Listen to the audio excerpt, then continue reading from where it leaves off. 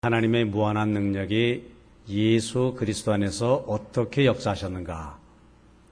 그것이 이제 1장 그 마지막 맨 뒷부분의 말씀입니다. 어떻게 역사하셨습니까? 하나님은 힘이 있으신 분이지만은 그 힘을 사용하지 않아도 하나님은 전능하신 분이지만은 특별히 하나님의 힘을 한 곳에 집중해서 모아서 특별한 역사를 일으키셨다고 했지요. 그것이 예수 그리스도의 사역입니다. 그래서 네 가지를 본문에 말씀하고 있는데, 첫째는 예수님을 죽은 자 가운데서 살리셨습니다. 둘째는 예수님을 높이 하늘 높이 올려서 하늘 보좌 하나님과 같게 동등된 위치로 올리셨습니다. 셋째는 예수님으로 하여금 모든 만물을 다스리게 하셨지요. 넷째는 어떻게 하셨습니까? 예수님을 교회의 머리로 되게 하시고요. 그리고 그 예수님의 생명이 그 몸된 교회와 몸의 각 부분 뭐죠? 지체죠. 지체된 우리 성도들을 통해서 세상을 변화시키는 그 사명을 감당하도록 하셨지요. 그리고 오늘 예수님의 지체된 우리들이 이제 그 생명의 사역, 그 우리 복음의 사역 아닙니까? 생명의 사역을 감당해 나갈 때에 온 세상이 하나님의 예수 그리스도의 생명으로 가득 차게 될 때 어떻습니까? 그것이 하나님 나라가 이루어지는 겁니다. 그때는 우리가 매번 드리던 기도, 주기도문 뜻이 하늘에서 이룬 것 같이 땅에서도 이루어지이다. 이 기도가 응하는 날이고요. 그것이 바로 하나님 나라가 완성되는 그러한 때인 줄 믿습니다.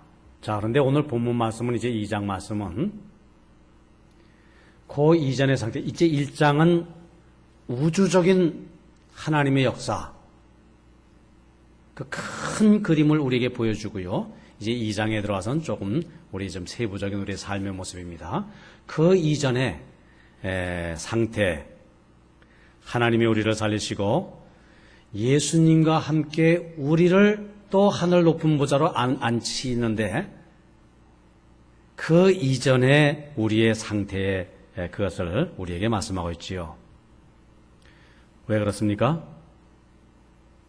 우리가 그 상태, 자, 그러니까 내가 어떤 인간인가 하는 것을 바르게 깨달을 때에 하나님의 놀라운 사랑을 우리가 10,000분의 1이라도 바르게 깨달을 수가 있기 때문이지요. 그때 우리를 향하신 하나님의 능력이 얼마나 정말 크고 귀한 것인가, 이것을 우리가 알게 됩니다. 자, 그전 하나님의 능력 사랑으로 우리를 구원해 주시기 전에 우리의 모습은 어떠한가? 1절 말씀 우리 같이 읽겠습니다. 시작. 그는 허물과 죄로 죽었던 너희를 살리셨도다. 예. 우선 우리는 한마디로 어떤 존재라고요? 이 말의 전제는 뭡니까? 우리는 죽었던 존재입니다. 죽었던 존재니까 살리신 것이지요. 우리 여기서 우리가 착각하지 말아야 됩니다. 우리는 죽을 뻔한 존재입니까? 아니면 죽을 운명을 갖고 태어난 그런 존재입니까? 즉 그런 말이 아닙니다.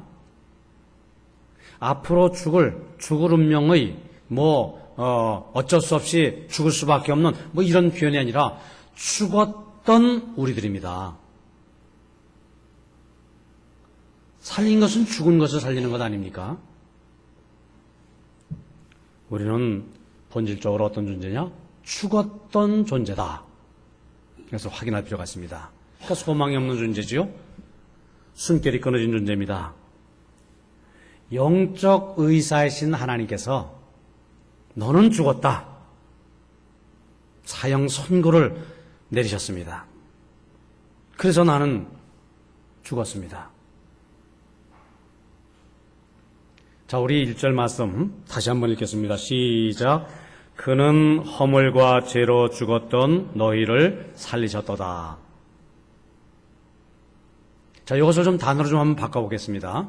너희를 대신에 거기 자기 이름을 집어넣어 보세요. 저는 이렇게 할 겁니다. 그는 허물과 죄로 죽었던 임대식을 살리셨도다. 제 이름을 집어넣어 보세요. 다시 한번 우리 그렇게 이름을 넣어서 다시 1절 읽겠습니다. 시작. 그는 허물과 죄로 죽었던 임대식을 살리셨도다. 실감이 나십니까? 나는 본래 어떤 존재였다고요? 예, 죽었던 존재입니다. 그런데 다시 나를 살리셨습니다. 자, 그럼 내가 왜 죽었습니까? 뭐 때문에 죽었죠? 예, 허물과 죄로 죽었던 너희들. 우리의 죄와 허물 때문. 죄라는 그 단어의 본래 뜻은 그 하마르티아, 우리 좀 뭐 공부를 조금 좀 이렇게 깊게 들어가니까 뭐 가끔 원문, 히라버, 그러니까 그리스어를 쓰기도 합니다. 하마르티아, 이게 죄인데요. 이것은 방향을 잘못 잡았다. 그것이 본래 뜻입니다. 표적을 잃어버린 삶을 말하지요. 그러니까 내가 하나님을 향해 바르게 살아야 될 인간이 삶의 방향을 잃어버려서 엉뚱한 대로 내가 삶을 지금 향하고 있습니다. 삶의 표적. 화살이 표적에 꽂혀야 되는데 엉뚱한 방향으로 날아갔습니다. 그것이 죄라는 것이지요. 삶의 방향을 잃어버린 것. 자, 삶의 방향을 잃어버렸으면 어떻게 됩니까? 사람이 막 헤매게 되지요. 아무데나 막 부딪히게 됩니다. 그것이 허물입니다. 그러니까 허물이란 말은 거짓된 발걸음, 그러니까 잘못된 발걸음, 그것이 본래 뜻입니다. 우리가 뭐 그렇게 공부한 적이 있습니다. 우리 죄는 두 가지가 있는데 하나는 원죄요, 또 하나는 자범죄다. 그죠? 원죄는 뭡니까? 태어날 때부터 본래 우리가 안고 사는 그 죄지요. 자범죄는 뭡니까? 내가 살아가면서 지는 죄지요. 죄와 허물이 바로 그렇습니다. 그 단어의 본래 뜻을 보면은, 정리하자면은, 이 죄라고 하는 것은 물려받은 죄의 본성. 본질적으로 사람은 다른 방향으로 가요. 하나님을 향해서 가야 되는데. 우리 속에 도사리고 있는 이 악의 본성입니다. 죄와 허물, 허물과 죄. 허물은 그렇기 때문에 내가 저지르는 잘못, 그러니까 자범죄죠. 자, 스스로자, 범할 범자, 내가 스스로 범하는 죄. 자, 그런데 죄의 값은 사망이라는 사형선언이 내려져 있지 않습니까? 그러니까 어떻습니까? 나는 허물과 죄 가운데 살아 사형 언도를 받아 사형 집행된 그런 존재입니다. 자, 그런데 여기서 우리가 한 가지 또 생각해 볼 것이죠. 오해하지 말아야 됩니다. 하나님 앞에서 죄가 뭘까요? 뭐가 죄입니까? 뭐가 허물입니까? 내가 거짓말하고 도둑질하고 부모님 말씀 안 듣고 뭐 세상 나가서 속이고 뭐 훔치고 이것을 죄라 말할 수가 있겠지요. 근데 이것은 죄의 결과지요. 죄의 본질이라고 말하기는 어렵습니다. 성경이 말씀하고 있는 죄는 그 정도의 죄를 말하는 게 아닙니다. 죄라는 단어는 신학자가 만들어낸 단어도 아니고요. 법과 재판이 만들어낸 말도 아닙니다. 이 죄는 본질적으로 하나님 앞에서 하나님과의 관계의 문제가 죄입니다. 조금 더 여기서 좀 설명하는 것 쉽게 하기 위해서는 우리 대한예수장로의 헌법 보면은 요리문답 14번에 보면은 죄가 무엇입니까? 질문해요. 그 답변을 보면은 죄는 하나님의 법을 순종함에 부족한 것이나 그것을 범하는 것입니다. 두 가지를 말하고 있죠. 하나님의 법에 순종하지 않는 것이 죄입니다. 그죠? 뭐 아까 말한 거짓말, 속이는 것, 뭐 도둑질하는 것. 또 하나는 하나님의 법을 순종함에 부족한 것도 죄라. 자, 나는 형제 이웃을 사랑해야 될 줄 알지요. 근데 사랑하지 못합니다. 그거 죄죠. 순종하지 않은 것, 죄입니다. 근데 좀 더 본질적인 면에서는 성경은 올바르고 진실되게 사랑하지 못한 것, 부족한 것이지요. 그것이 죄라 이렇게 말씀하는 겁니다. 자, 나는 부모에게 효도해야 할 줄 알지요. 근데 그렇게 하지 못하는 것은 이 마땅히 자녀들의 죄입니다. 허물이지요. 성경은 진실하고 헌신적으로 부모에게 효도하지 못하는 것, 그것이 죄다. 말씀하고 있습니다. 자, 나는 하나님을 믿고 사랑해야 하는 것이 사람의 제일 되는 의무인 줄을 압니다. 근데 그렇게 하지 못하는 것이 죄라고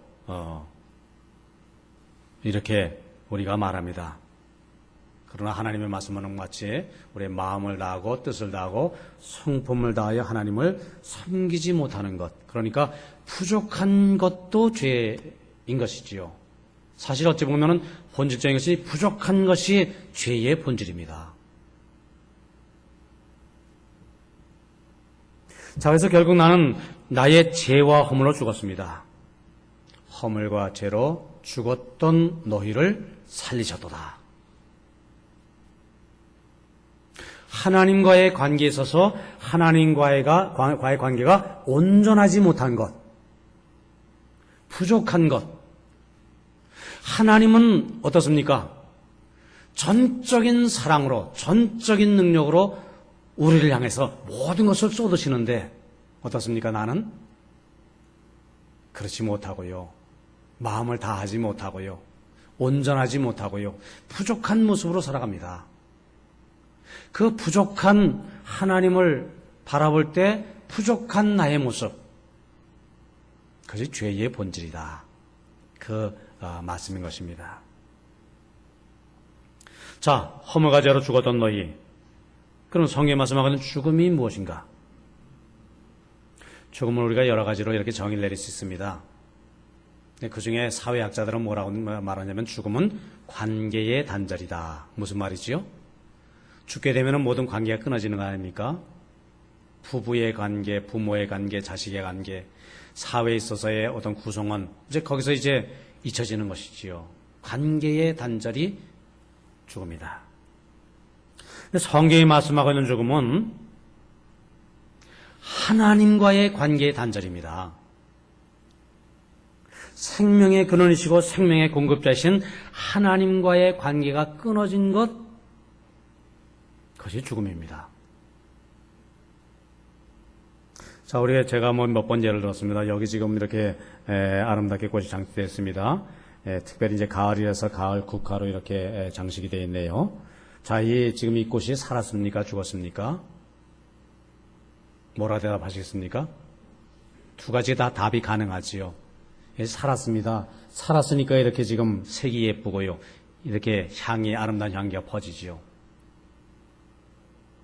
현상으로 볼 때는 살았지요. 그러나 본질로 볼 때는 어떻습니까? 본질은 죽었습니다. 왜요? 이 꽃의 생명의 근원인 뿌리로부터 단절되었기 때문에 그러니까 영양을 공급받을 수가 없습니다. 생명의 진액을 섭취할 수가 없지요. 그거 어떻습니까? 얼마 시간 지나면은 마르고 시들고 말지요. 잘라진 곳에서 오는 필연적인 결과가 어떻습니까? 죽을 수밖에 없지요. 죽음은 단절이다. 근데 성경이 말씀하고 있는 죽음은 단절인데 무엇과의 단절? 하나님과의 단절이다. 그것을 말씀하고 있습니다. 사람이 죄와 허물로 말미암아 하나님과의 관계가 끊어진 겁니다. 그래서 인간은 죽은 것이지요. 자, 그 다음 사람은 이 하나님과의 관계가 끊어졌는데요. 그렇기 때문에 죽었는데 죽었다, 죽을 것이다, 죽을 운명이다 이것이 아니라 죽었는데 그랬는데 그 하나님과의 관계가 끊어진 상태에서 근데 어떻습니까? 지금 살아있습니까? 죽었습니까? 얼마를 조금 삽니다. 근데 사람들이 착각합니다. 하나님과의 관계의 단절 속에서 지금 내가 얼마 조금 이렇게 더 이 꽃처럼 말이지요. 살고 있는 이것을 나의 인생의 삶의 전부인 줄로 착각을 합니다. 그리고 어떻습니까? 조금 있다가 말라 시들어 지옥불에 던져지고 말지요. 성경이 말씀하고 있는 진리는 그렇다면 무엇이겠습니까? 이 사람이 하나님과의 관계 단절, 이 끊어진 상태에서 잠깐 사는 그 인생에 그 순간의 그 모습을 회개해야 된다. 아, 지금 내가 살지만 사는 것이 아니구나. 왜? 하나님과의 관계가 단절되었기 때문에 이것을 깨닫고요, 회개하고요, 하나님과의 관계를 다시 회복하게 하면 어떻게 된다고요? 거기에 영원히 사는 길이 있다는 것이지요. 예수님의 십자가는 뭐라고요? 하나님과 인간 사이에 끊어진 그 관계, 그 단절된 그 관계를 회복시키기 위한 통로가 바로 예수님이 지신 십자가다. 그 관계를, 생명의 관계를 예수님께서 십자가상에서 연결시켜 놓은 줄 믿습니다. 그러니까 어떻습니까? 허물과 죄로 하나님과의 관계가 끊어져서 죽을 수밖에 없는 죽은 그런 이 우리 불쌍한 것들을 살려 보겠다고 예수님이 이 세상에 오신 것이지요. 십자가에 달리신 것이지요. 예수님의 십자가 하나님과 인간의 사이를 연결하는 접착제가 되신 것이지요. 자, 그래서 2절 보니까 2절은 어떻게 시작합니까? 그는 예수님은 허물과 죄로 죽었던 우리를 살리셨도다. 2절 그때에 언제? 그때는 언제인가요? 예, 죽었던 그때에 허물과 죄로 하나님 앞에 죽었으나 내가 죽은 줄도 모르고 산 줄로 착각하고 살던 그때에 잘린 가지처럼 잠깐의 인생이 우리의 삶의 전부인 줄로 착각하고 살아갈 그때에, 그때를 말합니다. 자, 그때 어떻게 살았습니까? 그때, 그 다음 말씀 보니까, 너희는 그 가운데서 행하여, 너희는 역시 마찬가지입니다. 다른 사람이 아니라 바로 나는, 우리 거기다 이름을 집어넣어야죠. 뭐, 속으로 자기 이름을 집어넣으시기 바랍니다. 임대식은 그 가운데서 뭡니까? 죄와 허물 가운데서 행하여. 그렇죠? 그 다음 말씀. 이 세상의 풍조를 따르고. 그렇죠? 그때 어떻게 살았습니까? 나는 세상 사람들과 똑같이 살았습니다. 세상 사람들의 가치관으로 살았죠? 세상 사람들의 생활 양식을 따라 살았죠? 이 세대를 본받아 살았죠? 세상 사람들이 사는 그 모습대로 사는 것이 그것이 사람답게 사는 것으로 착각을 하며 살았다. 그 말씀입니다. 자, 그래서 이 세상의 풍조를 따르고요. 또 한 가지 뭐라고요? 공중의 권세 잡은 자를 따랐으니. 누구를 따랐다고요? 공중권세 잡은 자. 공중권세 잡은 자는 성경은 특별히 다윗서신을 보면은 무엇을 표현하는 겁니까? 마귀 사탄을 말하지요. 여기서도 마찬가지입니다. 자, 예수님의 생명으로 온 세상을 가득 채우기 그 전까지는, 그러니까 하나님의 나라가 이루어지기 전까지는 어떻습니까? 이 세상에 마귀, 사탄이 역사랍니다. 힘을 갖습니다. 그 세력 밑에 있습니다. 그것이 죄인 줄 모르고요. 그것이 마귀, 사탄이 시키는 그런 일인지도 모르고 그것을 당연한 것처럼 그렇게 살았다는 그러한 말씀이지요. 그랬으니 그 다음 말씀, 곧 지금 불순종의 아들들 가운데서 역사하는 영이라. 지금도 사탄은 하나님께 불순종하고 사는 사람들 가운데 똑같은 방법으로 역사하고 있다. 그 말씀이지요. 이게 지금 우리가 보는 현실입니다. 자, 그래서 3절 말씀 보니까 전에는 3절 말씀 우리 한번 같이 읽겠습니다. 시작. 전에는 우리도 다 그 가운데서 우리 육체의 욕심을 따라 지내며 육체와 마음에 원하는 것을 하여 다른 이들과 같이 본질상 진노의 자녀이었더니, 예, 전에는 우리도 다 그 가운데서 우리 육체의 욕심을 따라 지내며 육체와 마음에 원하는 것을 하여. 그렇죠. 우리가 사는 이 세상, 잠깐 사는 이 세상인데 우리가 죽음을 피할 수 없으니까 그냥 사는 날까지, 그저 죽는 날까지 그저 내 육체가 기뻐하는 대로 내가 먹고 마시고 즐겁게 살자. 그렇게 스스로 죄와 멸망의 길로 달려가는 그 삶을 살아왔다, 그 말씀이지요. 우리는 새 생명을 몰랐습니다. 영생을 모르고요, 천국을 몰랐습니다. 그래서 사람은 정도의 차이가 있고요, 조금 이렇게 사는 모습이 조금 더 어떤 사람은 정말 먹고 마시고 즐기자, 어떤 사람은 조금 더 고상하게 이렇게 좀 정도의 차이는 있을지 몰라도 이 세상 삶이 전부인 것으로 착각하는 가운데 살아가고 있다. 근데 뭐라고요? 그것은 내 판단이 아니라 사실 공중원세에 잡은 사탄의 유혹에 사탄이 시키는 대로 넘어간 것이다.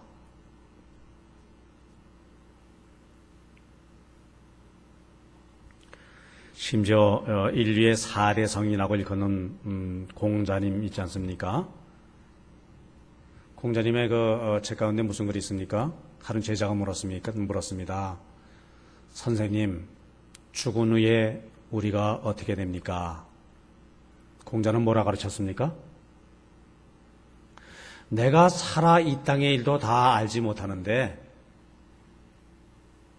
죽음 이후의 일을 내가 어찌 알겠느냐? 그리고 그런데 관심을 내가 갖겠느냐? 이거 들으면 명답입니다. 그죠?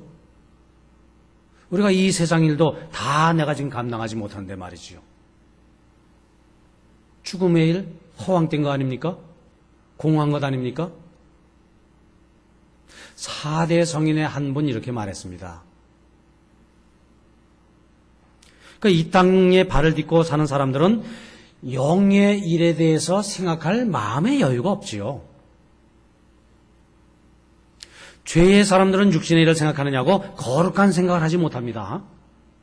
오늘에 매어 지내느냐고 내일 일을 생각할지 모릅니다. 육신과 마음의 뜻을 따라 사느냐고 하나님의 원하시는 뜻을 찾을 줄을 모르지요. 이게 뭡니까? 그것이 바로 예수님을 만나기 이전에 우리의 생활이다. 우리의 삶이다. 모든 인간에 다 적용되는 그러한 현실이다. 말씀드린 대로 뭐라고요? 사실 내가 원해서 마음대로 하는 것 아닙니다. 말씀 보니까 사탄의 종이 되어서 사탄이 시키는 대로 세상의 풍속과 그저 흐름을 따라 살다 보니 그렇게 되었다. 그것이 오늘 말씀의 증거지요. 자, 세 번째로, 그래서 그런 인간에게 주어진 필연적인 운명이 무엇인가? 3절 후반절 말씀 보니까 뭐예요? 그러니까 다른 이들과 같이 본질상 진노의 자녀이었더니, 그죠? 하나님의 자녀가 되어서 영생을 누려야 하는 인간이 그 저지른 죄와 육체의 욕심을 따라 살아온 결과로 진노의 자녀의 운명이 된 것이지요. 남은 것이라고 뭡니까? 진노의 자녀. 뭡니까? 하나님의 영원한 진노의 대상. 지옥에 가는 것이지요. 지옥은 어떤 것이라고요? 뜨거운 유황불이 펄펄 끓는 곳이라고요? 그건 지옥에 대한 한 표현입니다. 지옥은 본질적으로 하나님이 관심을 갖지 않는 곳입니다. 하나님의 진노의 대상이 가는 곳이 그것이 지옥입니다. 그 운명을 피할 수 없는 그런 존재가 되었지요. 본질상 진노의 자녀이었더니. 자, 지금까지 얘기가 누구의 이야기인가? 바로 나의 이야기다. 그저 인간이라는 보편적인 존재에 대한 얘기가 아니라 그 누구 당신의 이야기가 아니라 바로 나, 임대식이라는 나의 이야기다. 우리 한 사람 한 사람의 이야기다. 자, 우리는 모두 허물가제로 사형 선고를 받은 인간들입니다. 하나님과의 관계가 끊어진 죽은 사람들입니다. 그 죽은 목숨을 가지고 사탄의 종이 되어서 세상의 흐름과 풍속을 쫓아서 육신의 뜻대로 살아왔습니다. 본질상 진노의 운명을 피할 수 없는 그러한 인간이 누구라고요? 나라는 말입니다. 그죠? 자, 그런데 이제 놀라운 전환. 4절 말씀이지요. 4절 말씀 같이 읽겠습니다. 시작. 이 풍성하신 하나님이 우리를 사랑하신 그 큰 사랑을 위하여. 예. 근데 하나님이 우리를 사랑해 주셨지요. 놀라운 사랑으로. 나를 사랑해 주셔서 예수님을 만나게 하시고요. 예수님을 바라보게 하시고요. 예수님의 십자가의 은혜를 믿을 수 있는 믿음을 나에게 허락해 주셨다.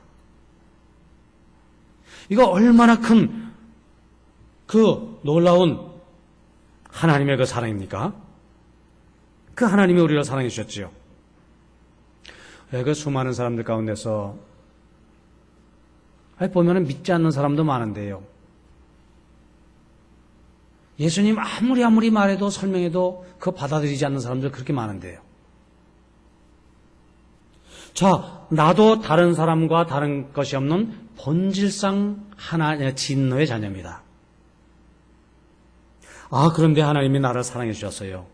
보통 사랑은 아닌 정말 놀라운 사랑으로 사랑해 주셔서 예수님이 나의 구주인 것을 믿을 수 있는 믿음을 주셨단 말입니다.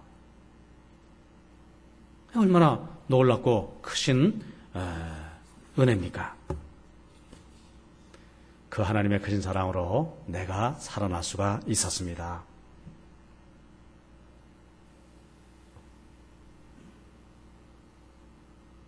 결론적으로 자, 우리 지난 시간에 말씀 다시 한번 보면은 하나님의 힘의 위력으로 역사하시는 능력으로 그 표현이 굉장히 중요한 표현이다 그런 말씀 드렸죠. 그죠? 하신 일이 4가지가 있는데 그 중에 첫 번째가 뭐라고요? 하나님의 능력이 예수 그리스도를 죽은 자 가운데서 살리셨다. 근데 지금 말씀 뭡니까? 이어지는 말씀. 예수 그리스도를 죽은 자 가운데서 살리신 것만이 아니라 하나님의 그 크신 능력으로 어떻게 하셨다? 허물과 죄 가운데 진노의 자녀였던 나도 살리셨다. 이것이 오늘 말씀의 결론 아닙니까? 5절 말씀. 허물로 죽은 우리를 그리스도와 함께 살리셨고. 자, 죽은 사람이 무덤에서 나올 수가 있습니까? 죽은 사람은 죽는 길 위에는 다른 것이 없습니다. 죽은 사람이 만일 벌떡 일어났다 그러면 그 사람이 참 진짜 죽은 것이 아니지요. 죽음이라고 하는 것은 죽음일 뿐입니다. 그죠? 근데 죽은 사람이 어떻게 일어날 수가 있습니까? 있을 수가 없는 일이지요. 그것은 생명의 본체이신 생명의 본질이신 하나님께서 하시는 일이고 그 이외에는 달리 어떻게 그 죽은 자가 살아날 수가 없습니다.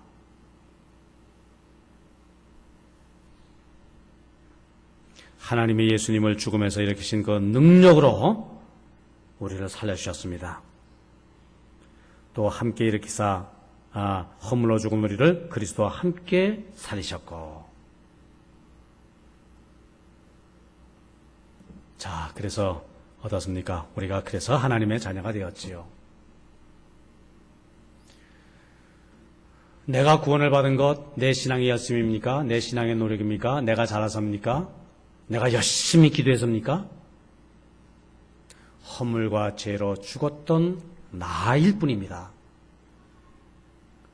내가 살아난 나를 일으킨 것 아니지요. 하나님이 나를 일으켜 세우셨습니다.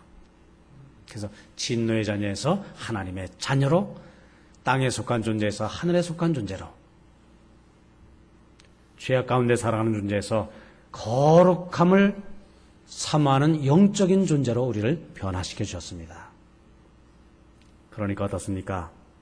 그 살아난 생명의 기쁨과 감격을 가지고 주님을 찬송하며, 에베소서 1장은 뭡니까? 찬송하리로다, 찬송하리로다. 그저 우리는 하나님을 찬송할 일밖에 없습니다. 찬송하며 사는 우리 모두가 되어야 할 줄 믿습니다.